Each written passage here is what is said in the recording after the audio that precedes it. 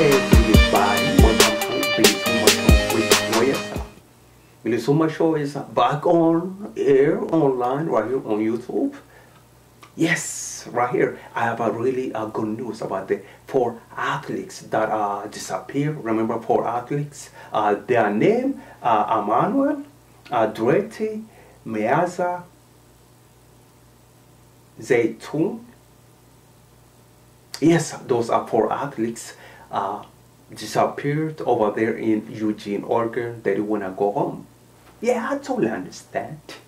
Totally understand why they didn't want to go home. They want to stay in Americana. Yes, of course. They want to stay here. More good news. 2 of them got a contract. Yes, the first one is Dreti. She got a contract with Adidas, yes, and the other one is Zaytun. She got a contract with Nike Shoes Company. That's just a good story. Really, I love that story. They disappeared, they decided to stay, and they were discovered, and now we learn all this good stuff.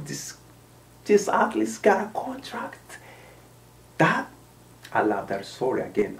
Hey, thanks so much for watching BilisummaaShow. Of course, if you want to read this article about about the athletes who disappeared, more information is available at the bottom of this video.